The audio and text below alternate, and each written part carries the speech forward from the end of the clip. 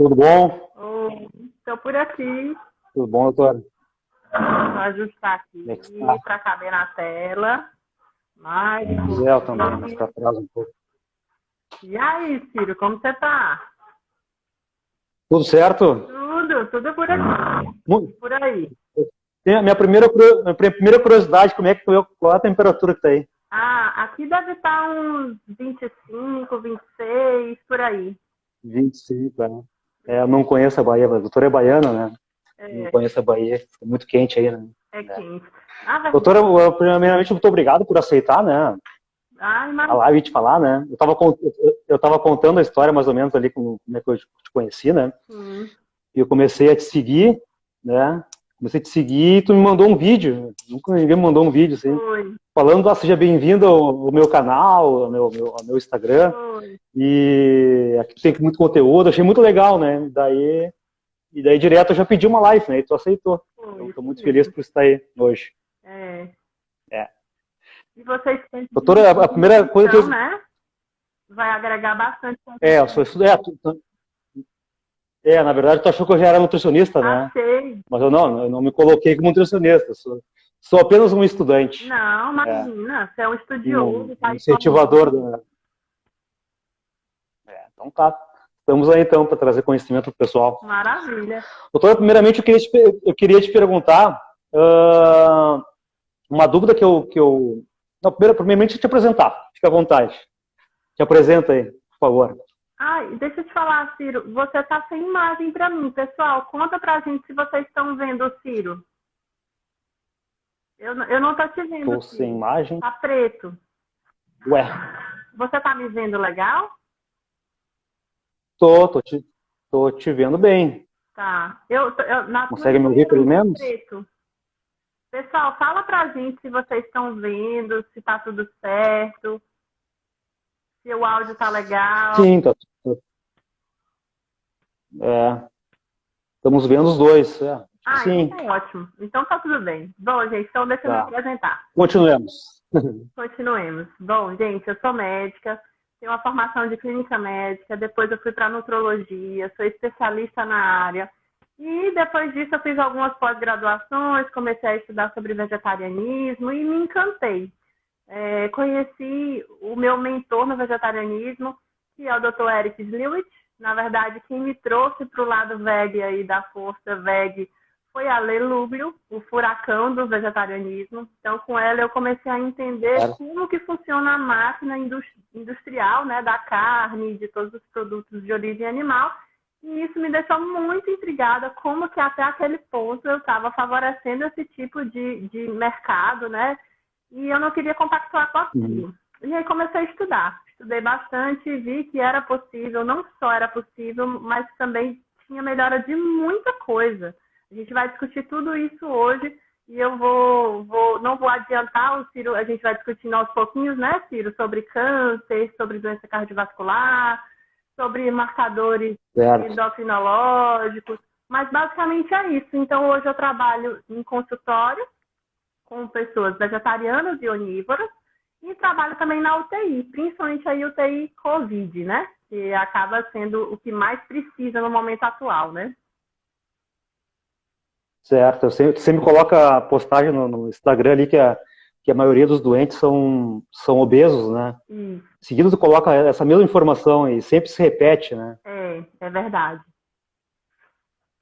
É. Doutora, uma pergunta assim que eu descobri há pouco tempo, na faculdade, inclusive, né? Qual é exatamente a função do médico nutrólogo? O que ele se difere dos outros médicos? Pronto. Quando procurar um nutrólogo? Assim? Pronto, vou lhe falar. É assim, o médico nutrólogo é um médico especialista nos nutrientes, seja na falta dos nutrientes, seja no excesso, seja nos distúrbios alimentares, né, que envolvem os nutrientes. Então, nessas questões todas em relação aos nutrientes, o médico nutrólogo é capacitado para diagnosticar, tratar, acompanhar e tudo mais. Então, da mesma forma que existe o médico do coração, o médico dos hormônios, existe o médico dos nutrientes. E a gente trabalha em conjunto com vocês, Nutri. Por quê? A nossa consulta já é muito longa. A gente tem que explicar uma série de coisas para o paciente, olhar o sono, olhar a alimentação, a suplementação se está adequada, olhar o exercício, ver a parte psíquica, que está totalmente ligada aí, o emocional com a alimentação, né? Então, a gente tem muitos casos de compulsão alimentar, bulimia, anorexia, vigorexia. Então, tem muita coisa para a gente abordar na consulta, né? Então, a gente especifica o que deve ser feito para aquele paciente e aí esse paciente leva essas recomendações ao nutricionista, que é o profissional capacitado bioquimicamente ali nos alimentos, na montagem do cardápio, na distribuição dessas calorias de macro e micro. Então, a gente faz a sugestão e o Nutri monta cuidadosamente essas receitas e os cardápios. Então, a gente é uma equipe, né? Então, daí, às vezes, as pessoas confundem, mas não, a gente se soma, né? E a gente se completa. Trabalho em conjunto. Isso, exatamente. Poxa, se eu tivesse montar cardápio, vou te falar que eu vou levar 2 horas na minha consulta, que é meu paciente. Legal, legal. Essa dúvida eu tinha e realmente eu acho que a maioria das pessoas deve ter, né? Estão comentando que não sabiam. Né? Então tá, já sabemos o que é. Doutora, tem alguns temas polêmicos, não, né? Alguns pontos de preocupações, assim, né? Que o pessoal levando sobre a dieta vegana, né? Mas antes de perguntar especificamente eles, né? Eu queria que tu falasse quais são as vantagens que tu vê, né? No teu ponto de vista, na tua formação, que tem uma dieta à base de plantas para a nossa saúde como um todo, assim, para a nossa disposição, para a nossa saúde. Bom, Ciro, vantagem. Vamos começar primeiro pelo bolso, né? Alimentar à base de plantas é muito mais barato. Se vocês ainda não comem à base de plantas, vocês precisam saber. Vocês vão economizar muita grana. O meu supermercado, meu mercado ali, que dura ali de 7 até 15 dias, 10 dias, eu acabo gastando ali uns 200 e poucos reais. Então, eu economizo muito. Mas isso que eu digo é em relação a plant-based mesmo. Então, é feijão, é arroz integral, são verduras, são frutas, né? É granola, é aveia. Então, são alimentos integrais, naturais, na maior parte do tempo. Então, uma vez ou outra tem uma coisinha ali industrializada, mas é o mínimo. Então, primeira vantagem, o bolso. Segunda vantagem, você vai ter uma dieta rica em fibras, riquíssima em fibras naturais, integrais. Isso vai te dar o quê? Um intestino funcionando maravilhosamente bem, né? Então, se você teve problemas de constipação, intestino preso, isso daí vai sumir. E com essa grande quantidade de fibras que chega nesses alimentos integrais, naturais, né? E tudo mais, você vai diminuir muito a chance de câncer de intestino, principalmente. Mas não só de intestino. Você vai diminuir a chance de todos os tipos de câncer em mais ou menos ali 18%. Isso está escrito em vários artigos científicos. Quem quiser, me procura no privado que eu envio, né? Quem é meu paciente sabe que a gente já está acostumado a aceder esse material, porque infelizmente nem todo mundo tem acesso, né? Então você vai ter redução de todos os tipos de câncer. Você vai ter menores índices de obesidade, sobrepeso, né, que é um mal que assola, infelizmente, boa parte da nossa população mundial, né? Então, é algo que realmente chama a atenção. Nós sabemos que os alimentos à base de plantas, eles vão ter uma densidade calórica muito menor, então a gente vai ter que comer um volume maior para se adequar, e esse volume maior vai te dar muito mais saciedade. Então, você vai ficar mais livre para comer mais e não ganhar peso. É isso mesmo. Se você quer emagrecer comendo mais, vem para o vegetarianismo, porque é exatamente isso, né? O que mais?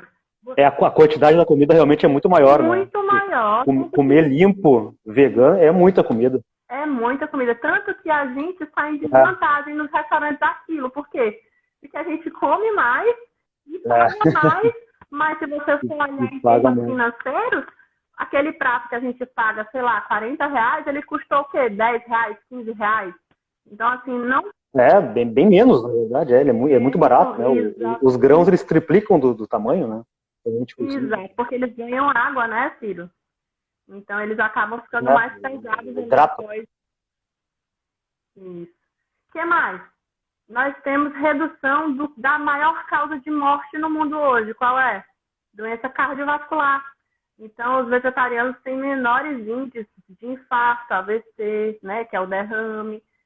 Então, são muitas vantagens para a gente não conversar sobre esse tema, né? Então, eu costumo dizer que tudo melhora, né? O intestino melhora, você adoece menos, você tem uma tendência a ter maior longevidade.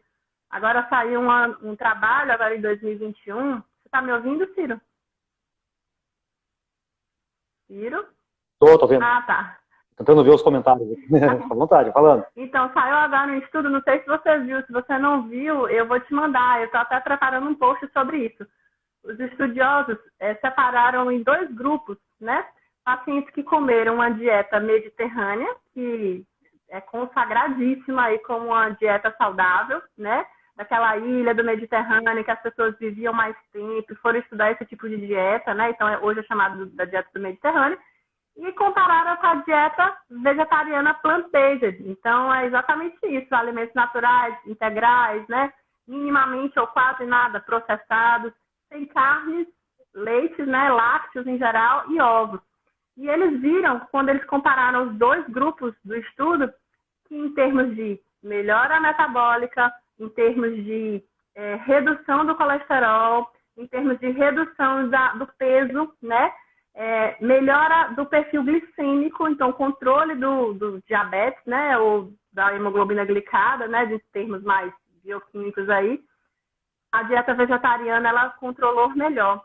Agora, em termos de pressão, a dieta do Mediterrâneo controlou a pressão mais do que a dieta vegetariana. Então, de todos os parâmetros, a dieta vegetariana foi melhor. Então, esse é um trabalho fenomenal que mostra que a dieta vegetariana ela é tão benéfica ou até mesmo superior em todos esses quesitos, com exceção da pressão arterial, né? Que a medicina controlou melhor nos pacientes que eram hipertensos. Então, assim, muito bom. Que legal, não conheço isso tudo. Vou acompanhar, vou procurar, depois você me manda isso tudo aí. Eu te mando. Tá, legal. Doutora, um tema polêmico aqui, B12. Sim. Já deve estar careca de falar nisso aí, né? Fala mais um pouco, por favor. Como fazer com a B12 na dieta vegana? Pronto. Gente, a vitamina B12 é uma vitamina de origem bacteriana, então a bactéria está lá no solo. Isso quando o solo era virgem, em outros tempos que não são os de hoje, né? Infelizmente. E aí o boi vai lá, come o pasto, que tem o solo rico em B12, ele incorpora essa B12, e aí quando o homem come o boi, ele adquire a B12. Isso era nos tempos de antigamente. Hoje em dia, nas fazendas industriais de carne, de boi, né? Os fazendeiros, eles fazem suplementação de várias vitaminas, incluindo a B12, né? Faz uso de antibiótico, de vermífugo e tudo mais. A B12 está incluída aí nesse processo. Então, a vitamina B12, ela vai ser encontrada realmente nos produtos de origem animal. Mas não porque o animal produziu, e sim porque ele incorporou. Seja por conta da parte alimentar dele mesmo, de um solo aí virgem, ou seja por suplementação. Então, a vitamina B12 ela é altamente importante para várias funções do nosso organismo, principalmente funções cognitivas, funções hematológicas, produzindo os nossos glóbulos vermelhos, né, que são as células que carregam o oxigênio para todos os nossos tecidos. Ela é importante para a parte nervosa, né? Então, a transmissão do impulso nervoso, a produção da bainha de mielina, precisa da vitamina B12 ali para refazer essa bainha. Então, ela é imprescindível. Então, em vez de a gente pegar essa vitamina B12 do intermediário, que é o boi, né, o ovo, o leite, que a gente sabe que mesmo incorporando essa vitamina dessas fontes, às vezes é difícil ter um nível bom de B12, porque é uma vitamina melindrosa, daqui a pouco a gente fala sobre isso, mas em vez de eu pegar do intermediário, eu pego direto da fonte. Então, os suplementos hoje de B12, eles são muito acessíveis, eles são super baratos, né? Então, é só mesmo questão de você conversar com o médico que está habituado a lidar com essas questões de suplementação. Não tem necessidade de ficar fazendo injeção intramuscular, que é muito dolorosa, né? Se você tomou aí em casa... Eu faço de vez em quando. Tem umas aqui.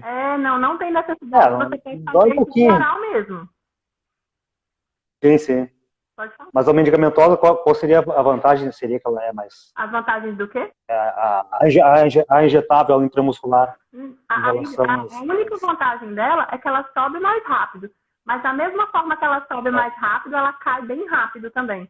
Então, ela não tem praticidade em utilizar, realmente. Ela causa dor, ela é mais cara, ela sobe rápido, mas ela desce rápido, então aí não me serve, né? Eu tenho que manter uma constância do nível de B12. A gente sabe hoje que déficit de memória está muito associado com vitamina B12 abaixo do nível ideal, né? Isso também vai gerar um marcador de doença cardiovascular, de neurodegeneração chamado homocisteína se elevar. Então, toda vez que eu tenho deficiência de vitamina B12 ou deficiência de ácido fólico, a homocisteína vai se elevar e isso leva a consequências, não só naquele momento, às vezes você nem percebe, você vai piorando ali o cognitivo, memória, né? E a longo prazo aumenta a chance aí de síndromes demenciais, como Alzheimer, por exemplo. Então, o ideal é que você se mantenha na faixa. Você tem uma ideia hoje, Ciro, assim, as pesquisas mostram que 40% da população hoje, né, tem deficiência de vitamina B12. E essas pessoas... Vegana ou onívora, né? Exatamente, não são vegetarianas, são onívoras. Então, assim, entre os vegetarianos, já que você tocou, 50% tem deficiência, né? Então, de 50% para 40% está muito próximo ali. Então, a gente realmente tem que se atentar e fazer esse estudo no seu consultório, assim que você formar. No meu consultório eu já faço. Então, é algo que não dá para esquecer. É a vitamina B12, né? Certo. Um outro dado que tem da suplementação de vitamina B12 do mundo, 90% é usado na pecuária, né? Então, é aquilo que eu te falei. Toda a fabricação, 90% é para os bois. Exato. Então, assim, nos solos não são mais virgens hoje. Então, a gente não tem mais estudo de vitamina B12 nos solos. Então, tem que entrar por via suplementação mesmo. Para quem tem. A gente come de segunda mão, então. Oi? A gente come a vitamina B12 dele de segunda mão, né? Exatamente. Eles comeram e nós comemos a carne dele. Exatamente. Enquanto a gente poderia pular o intermediário e ir direto à fonte, né? Mais simples, mais barato, sem prejuízo ao meio ambiente, né? Que a gente sabe que hoje a pecuária está aí com problemas em relação à parte climática, questões aí energéticas mesmo, tudo que se investe ali na alimentação dos animais, o que é revertido de energia do animal para o ser humano que vai consumir, é bem inferior a essa questão energética do que eu investi e do que ele me produziu, né? Então, aí tem outras questões envolvidas que não compensa, né? Não compensa. Essa parte de não compensa, eu vou deixar para ter outros canais que falam isso, né? Vou deixar mais a parte clínica para eu te perguntar aqui, para não ficar... Eu tenho muito medo de ser o vegano chato, sabe? Eu já fui muito vegano chato, né? Então hoje eu tento não ser o vegano chato, né? Então, eu tento trazer mais informação do que a chatice de ficar mostrando animais mortos, etc. Eu tento mostrar os benefícios daquilo. Né? É isso aí, eu acho que você está então tá. Comunicação tem que ser eu acho que tu também faz isso, né? Acho que tu também segue essa linha, né? Lógico, né? A informação, né? Exato. Então, B12 foi. Doutor, agora outro polêmico aí que você me pergunta, o cálcio. O cálcio. Cálcio na vitamina vegana. Gente, da onde tirar o cálcio? Da onde tirar o cálcio? Bom, gente, primeiro a gente tem que lembrar a nossa necessidade de cálcio, né? Vai de 800 até 1.200 miligramas por dia de cálcio. Em um copo de leite de vaca, por exemplo, vai ter em média ali 240 miligramas de cálcio, né? Se você pegar os leites vegetais, que a gente tem vários, tem o de amêndoas, tem o de arroz, tem o de soja, tem o de castanhas, tem o de amendoim, tem o de coco. Então, só aqui a gente listou 6 tipos de leites vegetais, né? E quando eles são enriquecidos com cálcio, eles podem ter a mesma quantidade do leite da vaca, que é 240 miligramas, mas eles podem ter quase o dobro, né? Que é 396 miligramas, praticamente ali 400 miligramas no copo, né? De 200 ml. Então, se você faz uma vitamina de manhã, ou se você toma o seu café de manhã, ou se você faz um lanche que usa 200 ml desse leite, você já pegou ali praticamente metade do que você precisa de cálcio por dia. Mas você não só do leite vegetal você vai viver, né? você precisa de outras fontes. Então, por exemplo, folhas verdes escuras, como, por exemplo, o couve, o brócolis, o agrião, né?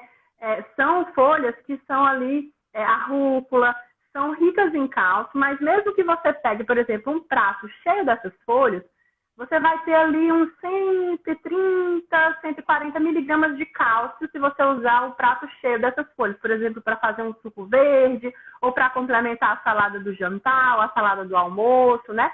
Então, você há de convir comigo que isso aí anda longe dos 800 a 1.000 miligramas que você precisa no dia.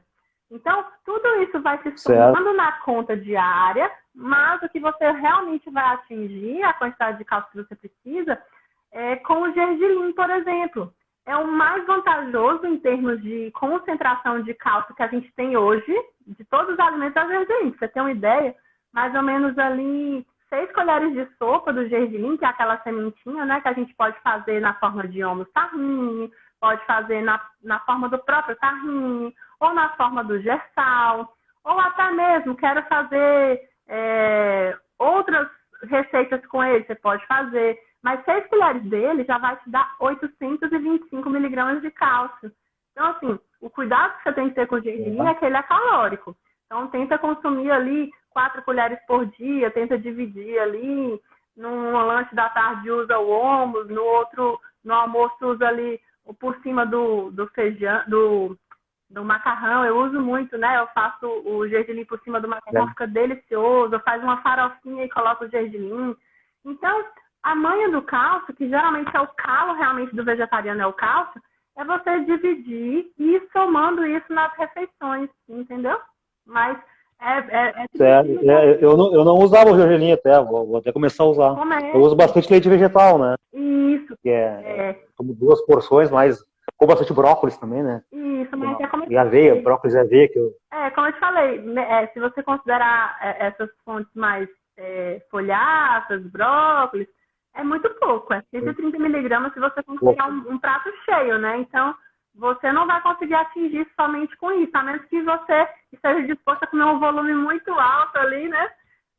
Não é interessante você ir mesclando mesmo. O tofu é uma outra possibilidade que vai te agregar cálcio, porém aqui no Brasil, geralmente, o tofu ele é coagulado com magnésio, não com cálcio, né? Então, em virtude disso, ele não vai ser uma fonte boa aí de cálcio. Se você tiver alguém que produza o tofu com o coagulante do carbonato de cálcio, aí tudo de bom, né? Aí você vai ter uma fonte a mais. Mas aí não tem mistério, você vai somando ao longo do dia, faz a avaliação metabólica com o seu médico, com o seu nutri de confiança, faz o cálcio urinário para a gente ver se está adequada a quantidade de cálcio que você está ingerindo aí ao longo do seu dia.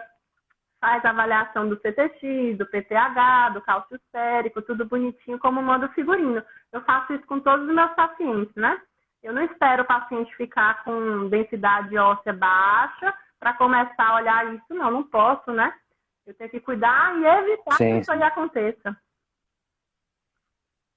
A partir de hoje eu vou comer gergelim, então, todo dia. E é tão gostoso que você vai...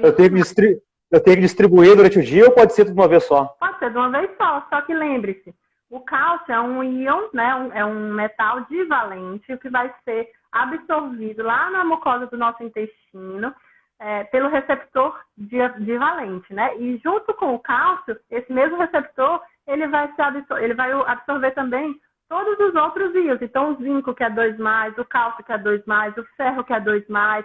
Então, lembre-se que existe uma competição entre eles, né? Então, tem que estar em equilíbrio. Se você põe cálcio demais, ela vai absorver menos dos outros. Então, a chave, o segredo, é você dividir em todas as refeições. Porque aí você vai absorver um pouquinho numa refeição, outro pouquinho na outra, outro pouquinho na outra, sem interferir na absorção dos demais, entende? Entendi. Tá. Distribuir a refeição. Ok. É mais interessante. Anotado aqui, vou fazer. Com ferro também, não sei se é o mesmo receptor que se fala. O ferro e o cálcio, eles concorrem. Isso. Não se deve comer na mesma refeição, né? Evitar. Exatamente. Tanto que quando você vai estudar o ferro, né? O que realmente atrapalha a absorção do ferro são alimentos ricos em cálcio, né? Então, se você está com uma fonte boa de ferro ali, tentar espaçar, comer alimentos mais ricos em cálcio em outra refeição, né? Para não interferir ali. Lógico que isso é dose dependente, né? Quanto maior a dose, maior não posso dizer, a competição ali a nível de receptor, né? Certo. Entendido. Bom, então vamos seguir para o ferro, então, já que a gente está falando de ferro. Ah, verdade. O Por ferro favor. é outra questão, né? O ferro também é bem solicitado, o ferro. É mesmo. Esse assunto. Mas aí, o ferro é interessante notar que, assim, existe uma questão matemática envolvida, né? O ferro, gente, ele está bastante presente aí nos grãos, né? No feijão, no grão de bico, na lentilha, na soja rica em ferro.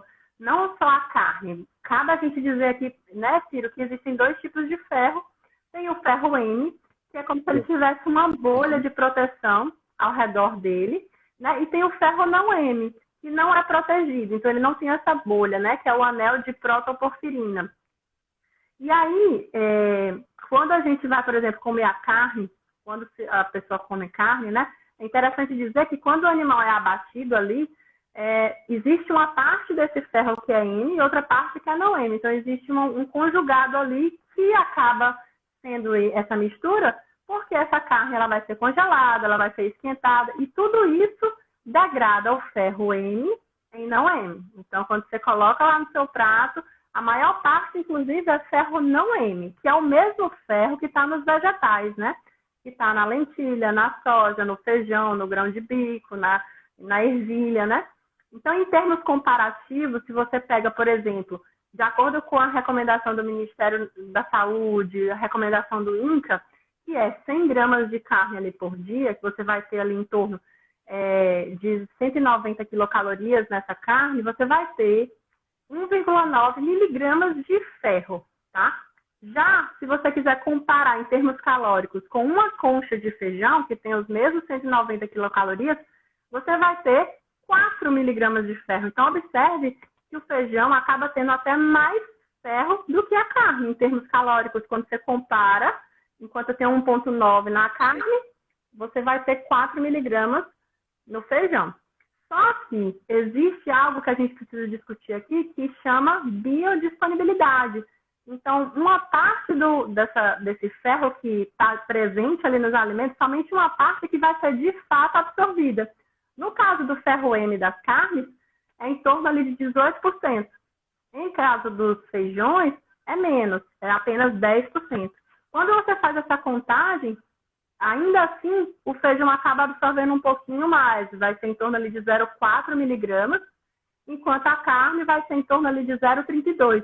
Então, não precisa você ter medo em relação ao ferro. Na verdade, a gente precisa de uma avaliação metabólica bem feita, com a avaliação do estoque do ferro, que é a ferritina, do hemograma, avaliando hemoglobina, hematócrito, e principalmente também da saturação transferrina. Então, quando você faz essa avaliação, junto com as queixas do paciente, né, que geralmente esses pacientes eles têm muita queixa quando tem falta de ferro, que vai ser o quê? Cansaço, fadiga, dificuldade em aumentar o peso na academia, dificuldade em levantar da cama, cabelo caindo. Então, tem muita queda de cabelo nesses casos que falta ferro.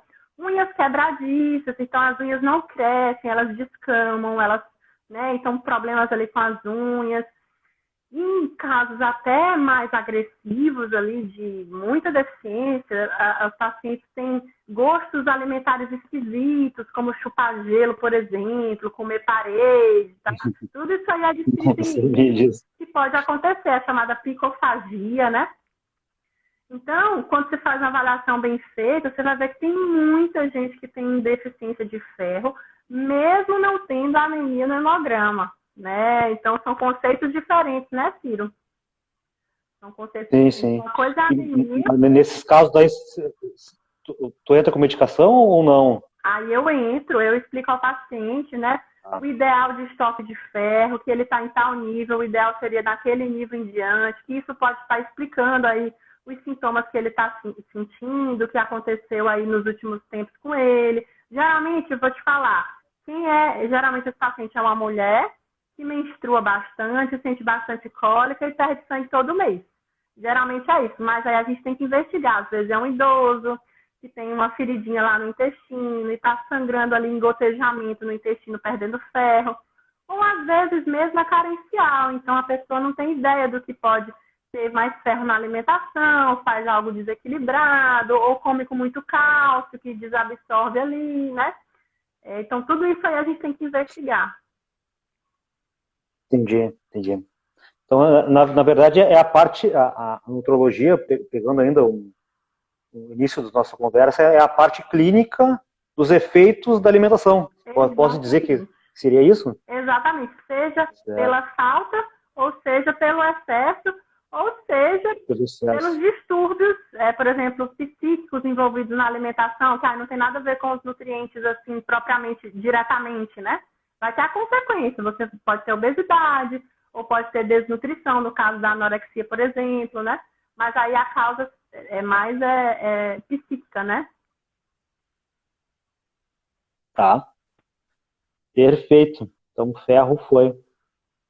Uma coisa interessante. Agora tem uma aqui. Que vale a pena a gente falar rapidinho Diga. sobre o ferro, o que aumenta a absorção desse ferro, né?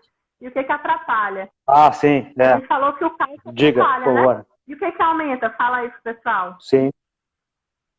Vitamina C. Vitamina C, exatamente. Os alimentos cítricos. Inclusive, eu plantei um pé de acerola em casa agora. Ah, é? Isso aí. Uhum. Mais ou menos ali. Eu tenho laranja, limão, agora deu acerola.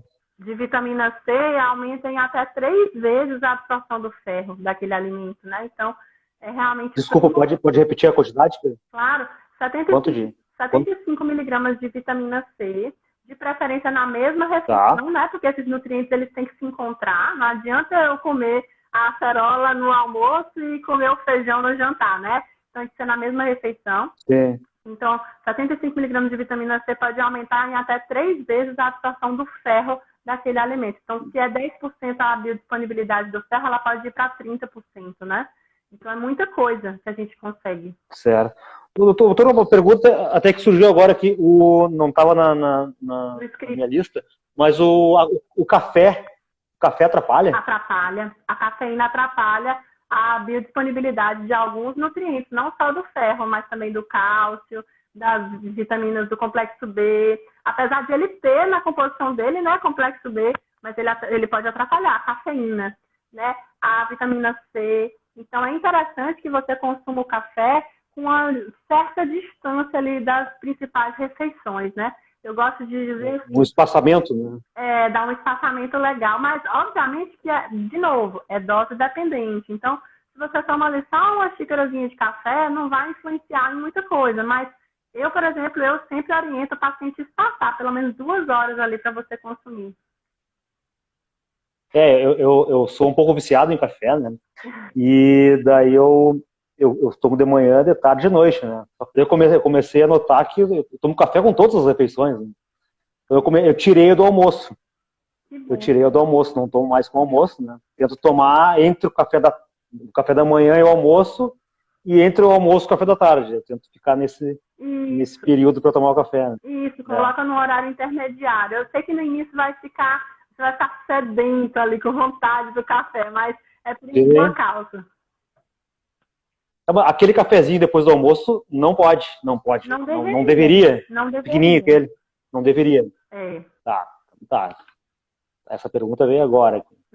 Tá. E agora tem uma pergunta que eu aprendi contigo, várias coisas eu aprendi contigo, mas uma especial que eu aprendi contigo do ômega 3. Sim. Que eu não consumia ômega 3.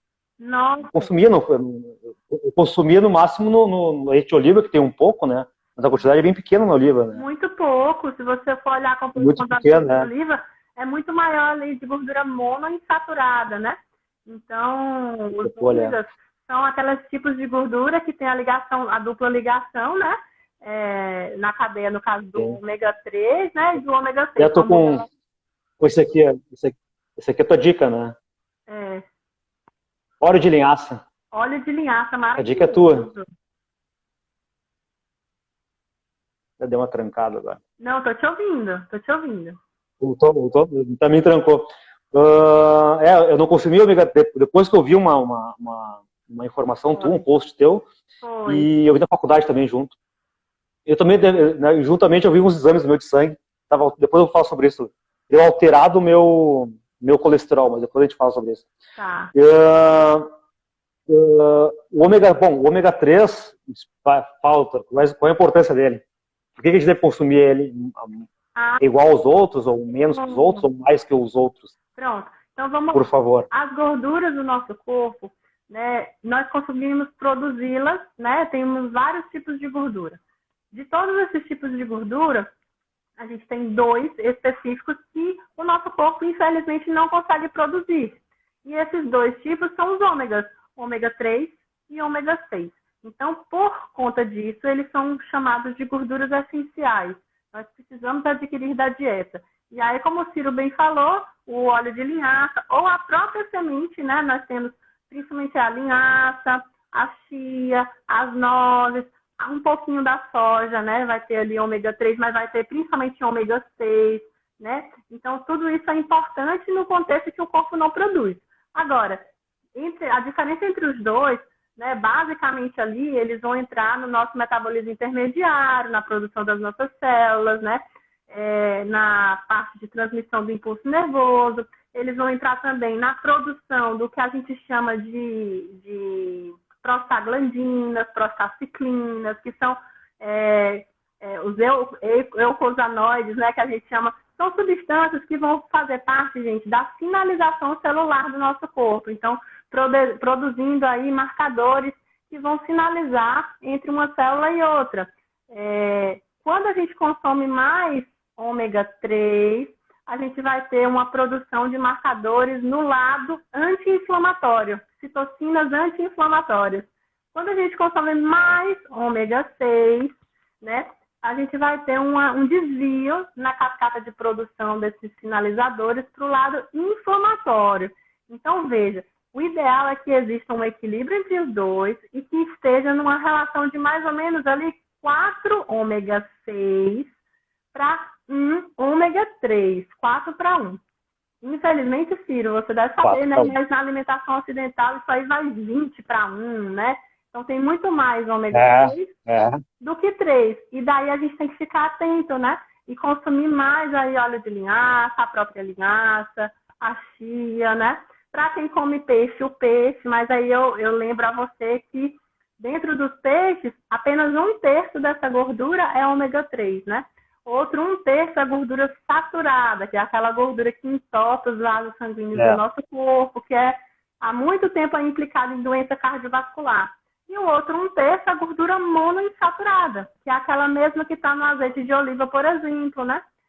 Então, se você quer ômega 3 puro, o ideal realmente é a chia e a linhaça, né? É o que você vai ter aí o supra-sumo de pureza de ômega 3.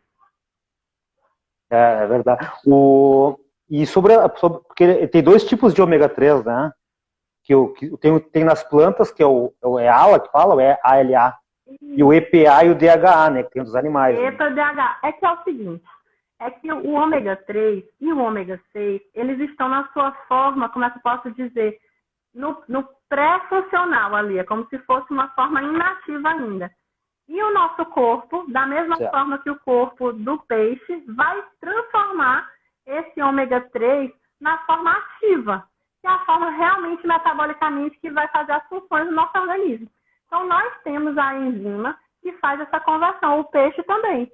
Então, quando a gente come a forma do ômega 3 das plantas, né, da chia, da linhaça, da soja, das nozes, o nosso corpo vai reagir, vai transformar na forma ativa. O peixe já transformou. Então, quando você come o peixe, você já come a forma ativa, que é o EPA e o DHA.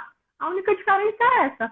Então, quando você vai consumir o ômega 3, de preferência, consome distante do ômega 6, porque é a enzima que vai transformar essa gordura na parte realmente ativa, que é o EPA e o DHA, é a mesma. E essa enzima, ela tem a mesma afinidade. Ela tem mais afinidade pelo ômega 6 do que pelo 3. Então, se você consome os dois juntos, ela vai para o lado do 6 e você vai ficar sem o seu ômega 3. Então, tenta consumir mais o 3 do que o 6. Tem que separar, então. Isso, de preferência separado. Tem que espaçar também. Isso eu não sabia também. Vou anotar aqui. Espaçar. Bom, depois eu vou deixar a live gravada. Vou rever, vou estudar a live de novo. E a dosagem, doutora? E a dosagem Pronto. para Ó, um a consumo dosagem de 2 a 3 gramas de ômega 3 por dia tá excelente. de ômega 3 por dia. Sim. Tá? Que dá uma colher de, no caso da linhaça, dá uma colher de sopa. 2 a 3, Dá uma, 10, 2 colheres, né? 1, 2 colheres ali por dia. 2 colheres. É. Tá, mas é 3, né? 3 por dia, espaçado das outras gorduras.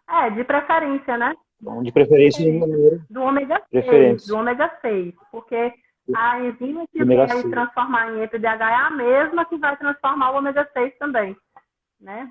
Então ela vai ficar Agora um momento consulta agora dentro da live. Os meus marcadores de colesterol, a minha família tem problema de colesterol, né? Meu pai, principalmente, ele é bem elevado as taxas dele, né? Colesterol diabético. E eu sempre, para estar nas minhas taxas boas, eu tenho que estar em plena forma, assim, tem que estar treinando, tem que estar correndo, tem que estar comendo bem. Se eu faço tudo isso, eu estou bem. No limite, assim, ó, nunca fico bem sobrando. E agora, na pandemia, as minhas taxas de colesterol deu elevado, né? E é uma pergunta que eu tinha, né? Se eu não ingiro nada de colesterol por ser vegano, e não tem colesterol em origem vegetal, como pode meu colesterol estar alto, né? E daí, eu estudando ali, ninguém me deu a resposta muito clara, mas eu cheguei à conclusão, peço que está certo isso, o meu consumo de gorduras saturadas estava muito alto. Eu usava muito óleo de coco. Nossa, sim. Então existia existia um glamour do óleo de coco dos últimos tempos, né? E eu consumia gordura boa, e tocava. E a gente cozinhava com óleo de coco, inclusive, né? E daí eu acho, se eu tenho razão nisso, o meu consumo alto de gordura saturada, o meu consumo baixo de ômega 3 e a minha falta de atividade física, tudo isso vai mudar minhas taxas, eu tô certo? Eu tô muito distante. Tá certíssimo. E sem dúvida, o maior peso aí é o consumo da gordura saturada, que pode vir da gordura animal, da proteína animal, pode vir da banha do porco, que às vezes as pessoas, infelizmente, erroneamente utilizam, né? Pode vir do óleo de palma, do óleo de coco. Eu usava errado. Fale. Não, eu usava errado o coco. Não, mas é isso mesmo. Infelizmente, tem muita gente que fala, às vezes, sem conhecer a bioquímica das gorduras, né? Então, quando você olha lá o óleo de coco, mais de 90% dessa gordura é do tipo saturada, que é a mesma que está nos produtos de carne, da banha do porco, né? Infelizmente, existem alguns óleos vegetais que têm essa mesma linha do óleo de coco, como, por exemplo, o óleo de palma, o óleo de dendê. Então, a gente tem que tomar muito cuidado com o que a gente consome. Na minha casa, e para os meus pacientes, né, para quem me pergunta, eu sempre oriento. O mais interessante de você consumir na sua casa é o próprio óleo de linhaça, que é uma gordura rica em ômega 3, e o azeite de oliva, né? Se você quiser outros tipos de óleo para você consumir, nós temos ali o óleo de canola, o próprio óleo de soja, que são gorduras ali, como é que posso dizer? Principalmente ali o óleo de canola, ele é mais equilibrado. Ele tem um pouquinho do 3, um pouquinho do 6, dos ômegas, né? Ele vai ter um pouquinho da monoinsaturada e vai ter um pouquinho da saturada. Então, se você quiser um óleo mais bem distribuído a ele. Mas, na minha opinião, pelo menos, eu quero que o meu corpo não produz. Então, eu vou focar realmente no óleo de linhaça e no azeite de oliva, que vai ter vários compostos bioativos ali para evitar os radicais livres, antioxidantes e tudo mais. Então, eu priorizo e gosto de orientar esses dois. O de linhaça e o azeite de oliva. De linhaça de oliva, né? Eu tinha muito... A gente usava óleo de soja em casa aqui, né?